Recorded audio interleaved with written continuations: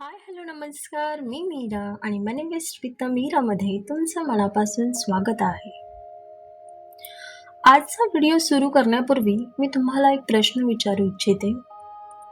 रात्री झोपताना तुमचा मेंदू कधी शांत बसतो का? की डोळे मिटले तरी विचारांची गर्दी सुरूच असते? उद्या काय होईल? मी योग्य निर्णय घेतला का? लोक माझ्याबद्दल काय विचार करत असतील? जर मी अपयशी झाले तर? जर यापैकी एक जरी प्रश्न तुमच्या मनात रोज येत असेल तर हा व्हिडिओ तुमच्यासाठी आहे. आज आपण ओव्हर थिंकिंग म्हणजे काय, ते आपल्या आयुष्यावर कसा परिणाम करतं आणि त्यातून बाहेर कसं पडायचं हे शांतपणे समजून घेणार आहोत. अनेकांना वाटतं की जास्त विचार करणं म्हणजे शहाणपण, पण विचार करणं आणि त्याच गोष्टीभोवती सतत फिरत राहणं यात खूप मोठा फरक आहे. ओव्हर थिंकिंग म्हणजे समस्या सोडवणं नाही. ओव्हर थिंकिंग म्हणजे एकाच समस्येभोवती पुन्हा पुन्हा फिरत राहणं पण पुढे न जाणं. कल्पना करा, तुमची कार सुरू आहे, इंजिन चालू आहे, पण गिअर न्यूट्रलमध्ये आहे. आवाज होतोय, पेट्रोल खर्च होतोय, पण कार पुढेच जात नाही. ओव्हर थिंकिंग पण असंच असतं. ऊर्जा खर्च होते, वेळ जातो, पण आयुष्य पुढे सरकत नाही. एक छोटीशी गोष्ट सांगते. एका गावात 2 शेतकरी होते.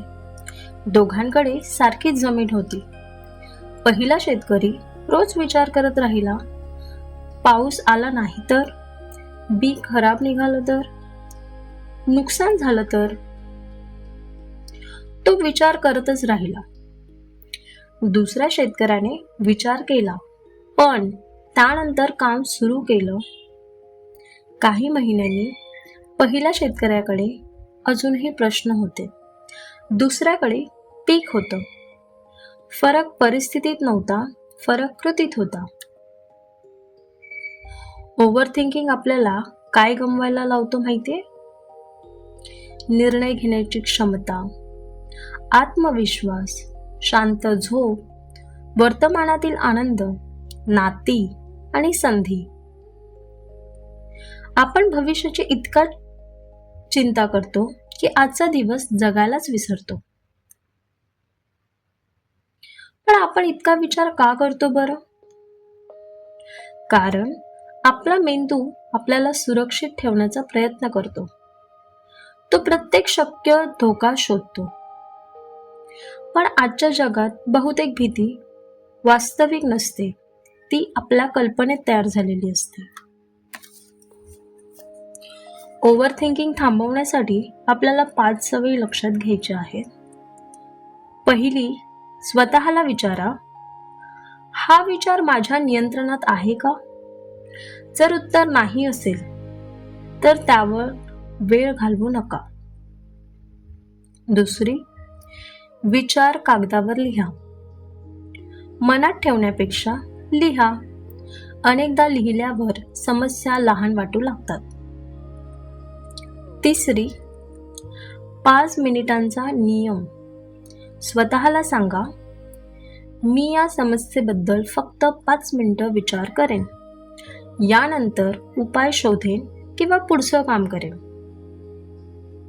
चौथी, शरीर हलवा. 10 मिनिटं चालणं, थोडा व्यायाम किंवा खोल श्वास घेणंही विचारांची गती कमी करू शकतं.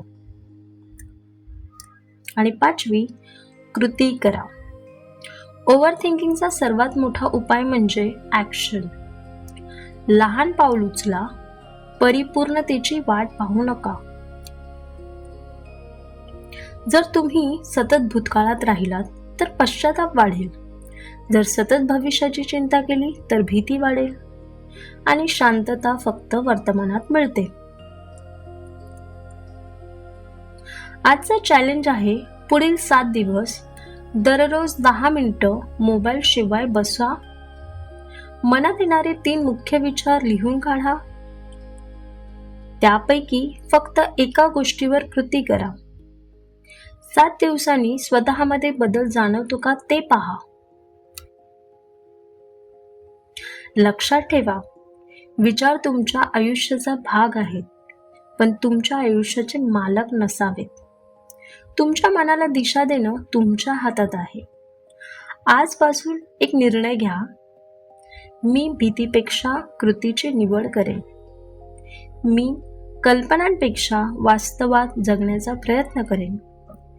मी प्रत्येक दिवस थोडा अधिक शांत, अधिक जागरूक आणि अधिक सकारात्मक बनवेन. जर हा व्हिडिओ तुम्हाला आवडला असेल तर लाईक करा, शेअर करा आणि मॅनिफेस्ट विथ सबस्क्राईब करा. तुमचा एक सबस्क्राईब माझ्या सारख्या नवीन क्रिएटरला खूप मोठी प्रेरणा देतो. पुढच्या व्हिडिओमध्ये आपण आणखी एका महत्त्वाच्या विषयावर शांतपणे चर्चा करू. तोपर्यंत स्वतःवर विश्वास ठेवा, मनाला मित्र बनवा आणि प्रत्येक दिवस नव्या आशेने सुरू करा. धन्यवाद.